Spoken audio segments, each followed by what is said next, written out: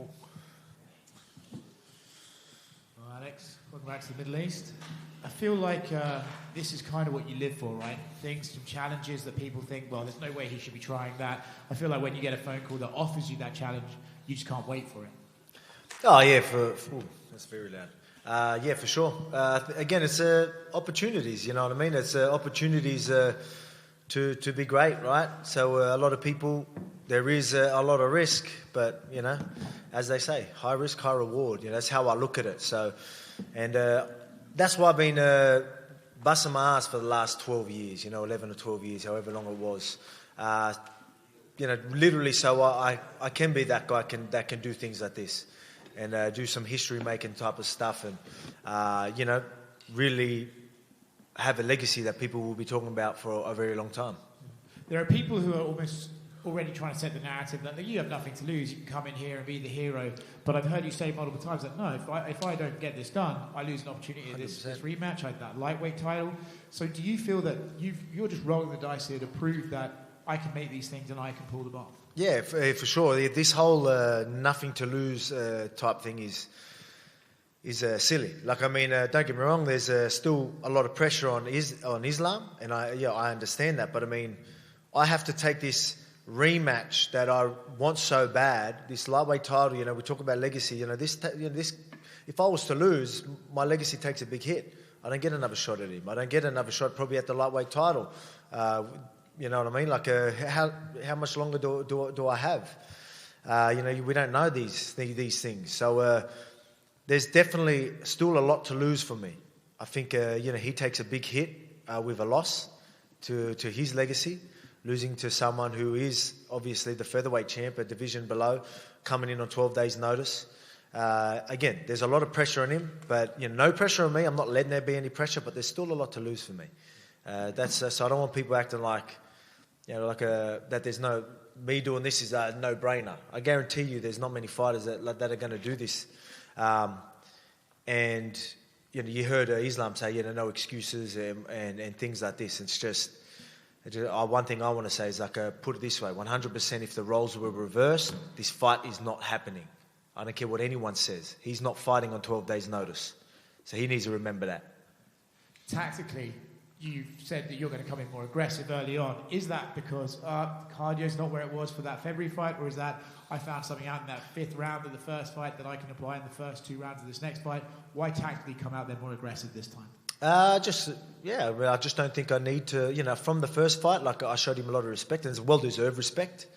But, you know, I felt like I didn't need to show him so much respect. And, you know, it's pretty obvious. You know, I'm sure they understand that I'm going to be coming for him. So it's no hidden secret for me to be like, yeah, I ain't taking, you know, I'm going to be coming full steam ahead of him. You know what I mean? So it's going to be an exciting fight because of that. You know, a lot of people, I'm just trying to be real with every situation I'm in. You know what I mean? Like, usually I'm preparing for the worst, and I've got a lot of ways things can go. When you get 12 days notice, there's not so much variables for me, or like there's not many ways I can go. Don't get me wrong, I probably could, but I can't afford to focus on any of that. All I can focus on is what I plan on doing and what I want to do. And the fact that I've had 12 days notice, I think, is what's going to make me so dangerous. Because what I learned from that first fight, and me saying, you know, I showed him too much respect, me taking this on 12 days notice, I can't afford to show him respect. So it's sort of playing into my hand anyway. I'm going to be fresh, excited, coming off a short camp, no nigglies, no injuries, and then I'm coming full steam ahead. You took up 12 days. What amount of days would have it been to make you say no? Say it again? So you said yes on 12 days. Would you have said yes on 10 days? Would you have said yes on 7 days? How close to the fight before you saying, well, okay, come on? I mean, it just depends on the weight, really. That's 12 days where my weight was. Luckily, the day before I got the phone call, my weight was pretty heavy. You can go on my YouTube channel and you can see what my weight was. I think it's out there anyway. But if you want more of the details, it's in that video. But you could see, and then I was already like, oh wow, this is way too heavy. So I had a 1 day head start before I had the call, because I didn't like that weight. So I lost like a couple of kilos even before I got that phone call. But if I was to do that on 6 days notice or whatever it is, if I could make weight, I'll do it. But you got to see if you can make the weight though, right? Last thing I want to do is come here and not make weight. But yeah. Yeah. Speaking of make weight, I think you may have made weight for every featherweight. Okay. So yes, I did want to touch on this. So a lot of people want to talk about, can I keep 2 divisions busy? So let's talk about this for a second. I've come here to fight. I've stepped up for every light and featherweight fight for the last year, over a year. I've been here ready to fight. Not only I did fight in most of them, and I will fight in most of them because I missed out on one, but I still turned up there to make weight. So there you go. I've been for the last, 5 or 6, I think it's 6, last 6 light featherweight fights. I've been there to fight every single one. Try and tell me that I can't keep 2 divisions busy. So we'll see you in January. See me in January. Alex, if it wasn't Islam that you were stepping on short notice, would you have taken the fight? Like, if they had come to you and say, like, both lightweights can't make it, can you fight Ilya on 12 days' notice? Would you have taken that? Or is it the fact that it's a guy you fought before and it's Islam? For lightweight? For just featherweight or lightweight or anything? Well, I ain't making featherweight in 12 days' notice. So I think there's a lot of things. I want to be that guy, but I mean, there's history here. This fight, like, what if, say if I didn't take this opportunity, he fights Charles and wants to move up and goes there, and then I don't ever get a chance to have that rematch. That was playing on my mind too. That was a big reason why I needed to do this as well. This is an opportunity where I can get that rematch and do something great. You know what I mean? So that's how I'm looking at this. If this was just any other fight, probably not. You know what I mean? Wouldn't interest me. This interests me. There's history. There's this rivalry. There's a lot of talk already from the first fight. Like, this fight needs to happen, and we're doing it on 12 days' notice. So, like, kind of going off that, if it was Islam that got the cut and they say, can you fight Charles on 12 days' notice, would this not have been the same, considering you've made it known that beating Islam is more important really than the lightweight belt? The lightweight title is still a thing that I want, though.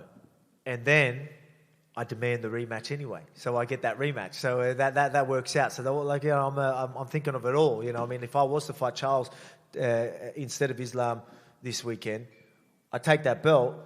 When Islam's back, I get my rematch. So either way, fighting for that lightweight title, probably because the fact it was lightweight title, I can make weight, and part of my legacy, I want that second belt. I want that rematch. That still promises me the rematch. So that'll be a clear, easy decision for me to do as well. And how is the hands? Because the last time we spoke to you in Sydney, it was the elbow. That was the elbow. So I broke the hand. That was last year, but the elbow was after the last one. But it's fine. Alex, just curious. One of the narratives coming out of the last fight and what his team has been saying this week is that you were actually heavier on fight night than he was. Do you know if that's accurate? Nah, they're just, I don't know what they're talking about. I mean, it's funny how they'll sit there and how can you say a lot of that stuff? They're literally, the biggest excuse that I heard was the fact that they didn't have 10 extra hours. You know what I mean? It's like how are we using that as an excuse? You're saying you're that big that you can't rehydrate in 30 hours or 30-something hours. You need 40 or whatever it's going to be. It's not a real good excuse, to be quite honest. And me saying that I was heavy, no, I went in there, I think I wanted to be in there about 76, 77. You know what I mean? So that's, I'm pretty sure what I went, that's kilograms. That's about close to 170. But I mean, you can say what you want. There's putting on actual weight. Like, I put on 10 kilos in featherweight or whatever it is, 8 kilos, whatever it is in featherweight. But that's filling out my muscle. And then there's filling out fat and stuff at lightweight. That's, obviously is a big difference.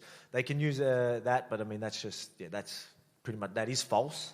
And that's, besides the whole point.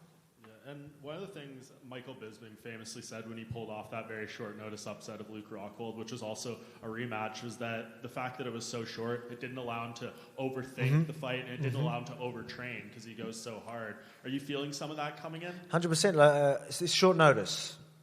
I can't. Oh no! Oh man! I should have done this. You know what I mean? I can't do any of that. So I'm good at, like, obviously I'll always prepare how I should, but I can accept situations and adjust and move on. All right, I can't get this 12-week camp, but what I can do is take advantage of me being fresh, take advantage of this mindset of me being, not fresh, obviously physically and mentally, right? I don't have this whole pressure of camp and killing myself for the last 8 to 12 weeks, and I get to go in there and be excited and be dangerous, you know what I mean? And I know I need to focus on them. I can't focus on all the other stuff. There's pros and cons.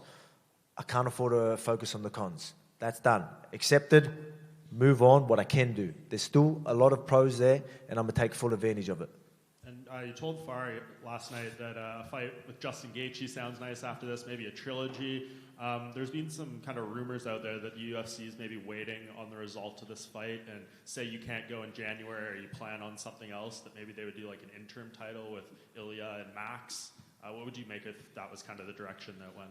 Look, man, I need to have that's why I wanted to make a point of this whole, I can keep 2 divisions busy. That was a goal of mine. I've been saying it for a while. I want to do that. I understand what they want to do. They're like, come on, we don't want to hold 2 divisions. I think I'm proving that I wouldn't. But, obviously I want to do January. I want to go out here, I want to be double champ, and I want to keep 2 divisions busy. I don't know when Gaethje's looking to get back in there. But, obviously there's a lot of exciting fights at lightweight.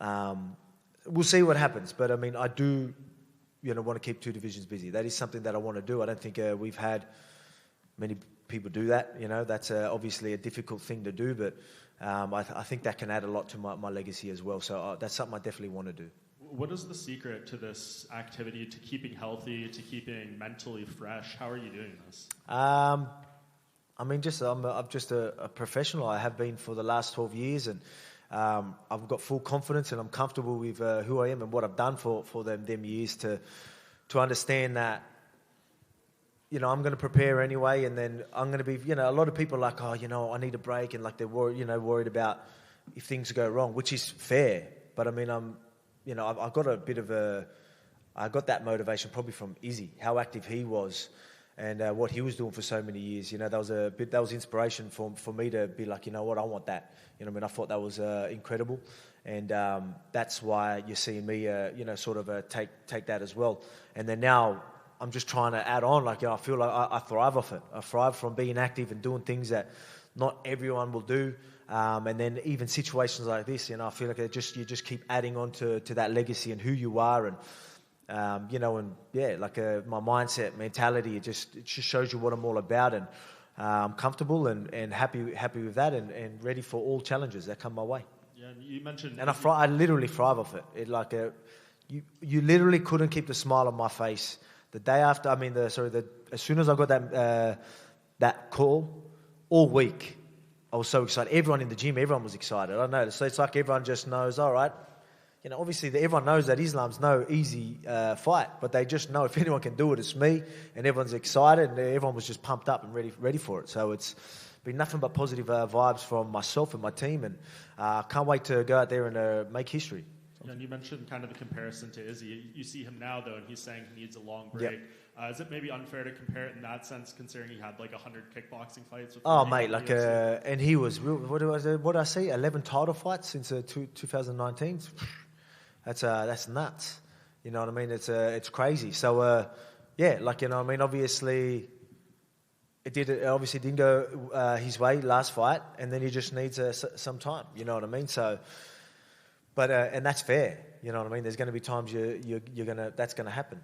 He's done already incredible things anyway. If he was to retire, he's retiring as one of the greats anyway. So I've got nothing but love for Izzy, and whatever he chooses to do, I'll support it. And just last thing for me, are you aware of the rumor of the EA Sports UFC cover curse? And what do you make of this whole thing? I love debunking all that shit, to be honest. Wasn't there the 35-year-old thing as well? I love it. They get, I remember even they said it for the my Aldo fight about the haircut on Embedded or something like that. And so I debunked that ages ago. I think I've debunked a few things and ready to debunk a few more. I hope people keep pushing that, you know what I mean? Like, oh, he broke the UFC cover curse. Oh, it's like, man. That means a big deal, but I mean, people want to act like it. I swear, well, let's add that to their legacy. I'll beat the UFC cover curse. Well, John Bernard from KO Sports. You've spoken all week about how important this fight is to your legacy. If you do go on and win this rematch, do you think this solidifies you as not only the best UFC fighter Australian, but one of the best Australian athletes across all codes? That's not up to me, you know what I mean? I'm obviously in a massive sport and doing some great things, and I plan on doing more great things and breaking records, and you know, solidify myself as a great, as a legend of the sport, and I guess the rest is just up to everyone else. You know what I mean? Like, so it's I'm just going to keep doing what I'm doing. Now, you said you want to debunk the UFC curse. If Drizzy Drake, the rap artist, wants to place a bet on you, are you looking to debunk? I debunked that last fight. Yeah, there you go. He bet on me against Jair Rodriguez. There you go. Yeah, so another one I debunked. I love it. Ticking it off the list. And what? Mate, I'm gonna end up focusing on all these. Like, you know what I mean? Like, it's like all of it. I'm gonna channel all my energy. Is like going, oh yeah, they're saying they've never done this. All right, fuck it, fuck the belts. I'm going to this one to break this, debunk this one. Yeah, no one's been a no one's done all three. But I mean, fucking hell, that's gonna keep me real busy, isn't it? Last one. There also has been talk of Islam and his current state at the moment. He looks fairly depleted, even just walking through and doing all his media duties. Have you had any interaction with him in the lead up to the fight? And you know, did you have any opinion on his state at the moment? No, I think I seen him a little bit yesterday. He didn't look too happy, but you know, that's expected. I'm usually, even when I'm doing the decent weight cuts, I'm usually pretty, you know, upbeat and pretty happy going through the process. But you know, some people just hate it and, you know, just want to get it over and done with. But you know, I don't take any of that in. Like, I'm sure he's like that every fight week. You know, you can't sit there and be like, oh, weakness, you know what I mean? But I plan on, you know, that pressure I'm going to bring and everything. Like I said, this big weight cut that they do, yeah, he's got a lot of time to rehydrate. But again, he remembers what happened last time. So actually, one thing I did, because yesterday, I don't know if he was trying to mean mug me, like he was looking and like sort of trying to give me evils or something like that. I don't know what he was trying to do, but which is going to be pretty hard, because I mean, let's remember how we left that fight. I was like, oh mate, you're not going to intimidate me. It's like I had you, like, you know,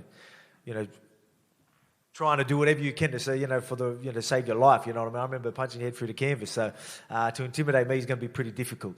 So I don't know what he was doing there. Maybe he was just sussing me out. I don't know, but. Yeah, maybe just didn't realise I was there. I don't know. But yeah, I wasn't intimidated. Thank Alex. Do us Aussie proud. Yeah. Hey, Alex, back here. Hey. G'day. Welcome to Abu Dhabi. Yeah, thank you. A lot has been made about this being a short notice fight. Now, the question for you is, Charles Oliveira was quite vocal about not wanting to come here and not wanting to fight in Abu Dhabi for whatever reason. Was there any part of you deep down inside that kind of knew that this might be coming? I mean, I'd love to tell you that I did do that, because that's probably something I would usually do, I guess. But I mean, I was doing whatever I can to try and fight later in this year. And yeah, so I literally thought I was fighting in January. So luckily, I'll do my head in if I don't train. So I'm always training. But I'll be honest, I didn't expect to get the phone call. But that doesn't matter. I'm glad I didn't expect it, because I think that still puts pressure. I still think that's, like I said, I'm coming in fresh. Yeah. Fresh mentally and physically, because I didn't even think of this. You know what I mean? So I think that's an advantage for me. So I'm sort of glad, if it's going to come on 12 days' notice, I'm glad I wasn't constantly thinking about it, because I wouldn't be able to fully commit anyway. So yeah, the way it's planned out adds to the story and makes me more dangerous. So I'm sort of glad that I didn't expect this fight to come up. Well, we're very happy to have you here at Abu Dhabi. One more question, Volk. Coach Craig Jones, in the lead up to this, said Sambo isn't a real sport. How do you feel about that? Craig says a lot of things, man. Look, that's just Craig. Yeah, I don't know. I'm sure people understand how Craig is. If they get offended, they definitely don't know what he's all about. But watch videos, and then you will understand Craig Jones. Thanks for your time and good luck, champ. No worries. Cheers. Alex, question at the back over here. Yep. You bring a lot of heart and passion into your fights, and that's of course your legacy as well. But you spend quite some time away from home in New South Wales. So how's the support and the passion from your team as well? Can you talk us through that and the legacy as well that's involved with Time away from home? Yeah. No. Your fights and the support. Because I'm fighting regularly, you mean? No, the support that you get from your team. Okay, yep. Yeah. No, well, the support's incredible. Yeah, obviously yeah, I didn't know the question. Like, sorry, you're saying I'm away from home a lot? Is that what? Yeah, whilst you're away. Okay, you yes. spend time away because Australia is quite a far distance. So when you're out and about for your fights, the support. Okay, yes, okay, yep. Yeah. So, yeah, obviously, man, the support's been incredible forever, you know what I mean? In Australia, especially down in the Gong. Everyone's always been great. But, I mean, this whole situation on 12 days' notice shows you the team and the support I have. I've been pretty vocal about it, like how everyone literally just changed all their plans, literally hours after I got the phone call, to be there to help me in camp, or to be overseas, get me ready in the few days that we had, and not only that, to be over here at Abu Dhabi, spending a whole 10 days or whatever it's going to end up being away from their family. Just to help me out. When you got physios, strength and conditioning coaches, you got dietitians, and then obviously your training partners and coaches, and everyone literally just dropped what they were doing. And not only did they do that, have been nothing but positive, and it's been a joy. It really has. And I think I'm glad they were like that. There's no stress in the camp, which is going to make this more exciting and make me more dangerous. So I've got a great team around me. Very thankful. A couple of the Australian athletes across different sport, whether it's Nick Kyrgios in tennis or a couple of the cricketers that come out here, they talk about the distance, being away from home, and how that mentally sort of affects them, maybe not being able to see the family or whatever. Okay, is that something that you feel as well? No, not really. Like, I mean, I've got a job to do. This is a part of the process. Like I said earlier, no matter what situation I'm accepting, I'm going to make it work. I try not to. I hate being away from my family, but if I have to for a fight, that's it. It's done. I have to accept it, move on, and focus what's at hand. I'm able to do that. You know what I mean? Even when it comes to injuries and things like that, sometimes you get an injury and you start stressing. Oh no! Like, what if something's bad? And then you hear it is broken. Yeah, you have broke your big toe. It's like, all right, accept it. Boom, move on. But now I've got a clear path. I was stressing more before I knew it was broken. Then I find out, the worst possible news, and now it's so much easier for me to accept and be like, okay, no more pressure. That's happened. All right, now we've got to do this. I can accept these things and move forward. I think that's just a part of my mentality, my mindset, and that really helps me be able to do what I do, especially in this crazy roller coaster of a sport, and MMA and UFC, and my crazy, wild career as well, and doing crazy shit like this, lucky I have that type of mindset. And just a final question from me for the fans that are coming to Etihad Arena to see your fight. This passion that you bring, this energy, do you sort of credit that to your upbringing as well, and the struggles when you went through in your childhood? Is that something you credit as well? I mean, there's a experience through everything, man. Like, experiences through everything in life, right? Like, get you ready. Like, I wouldn't be the man I am without this career, without how I was brought up, and all them life experiences made me who I am. So, and I'm very proud of that, and I wouldn't change a thing. You know what I mean? That's one thing that a lot of people do ask me is like, what's one of your greatest accomplishments? And I'm have my fair share of accomplishments, but one of my greatest accomplishments is the fact that I was able to be myself through the whole process. And I'm very, very proud of that. Very proud of my experience, my upbringing, how I was raised, and I hope I set a good example for a lot of people out there. Alex, hello. Have you contacted Charles Oliveira after he out from fight? Sorry, what was that? Sorry. Have you contacted with Charles Oliveira? Have I contacted Charles? Well, no. You're probably right. I should probably, No. Just obviously I'm sure he wanted to still be here, and then they made a decision. So you got to feel bad for the guy. Obviously selfishly, I'm like, I wouldn't say I'm glad it happened, but selfishly, I'm in this position that I'm thankful for. But I guess I didn't message him. But Charles, if you're watching, obviously it's sorry, and hopefully you get a shot again. I don't know what to say that. I feel bad for the guy. You know what I mean? Like, you're making me feel bad. Okay. And how many fans from Russian contacted you on social media and they support you or hate speech? I've got my fair share of support from a lot of people around the world, actually, to be honest. So, which is pretty cool.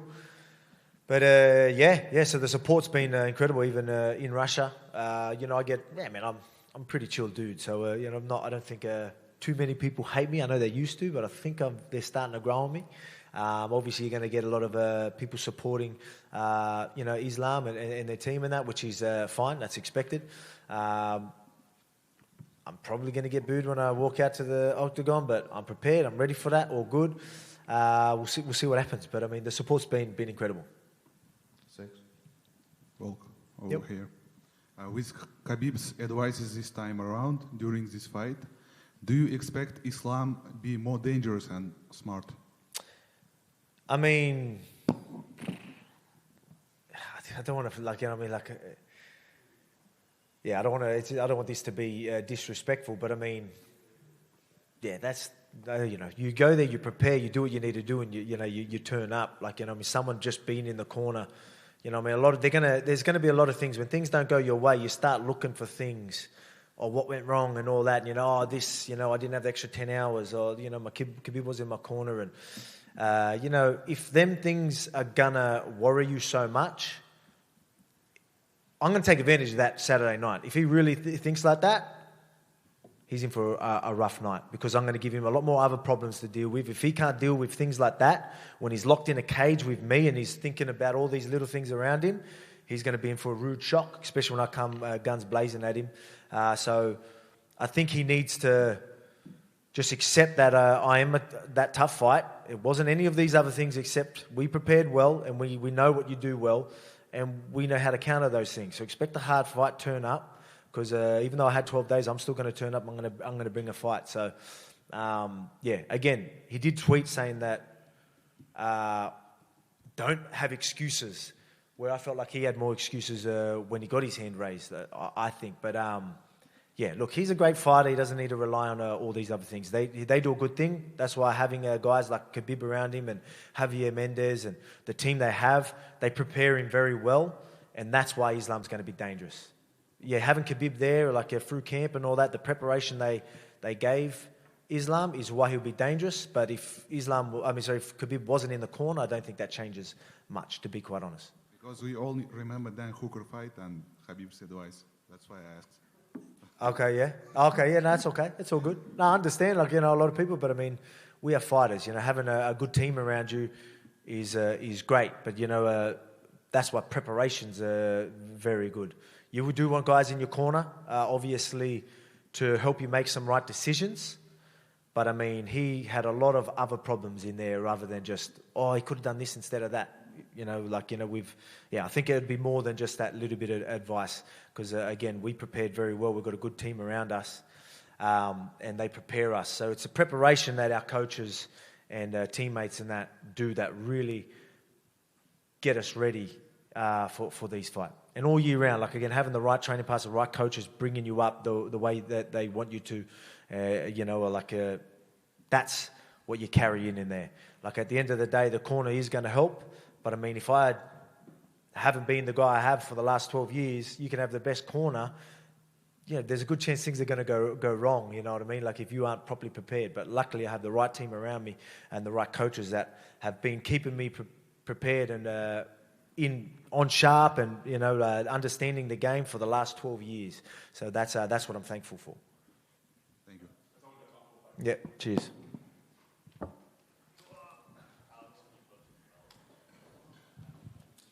Lightweight belt here.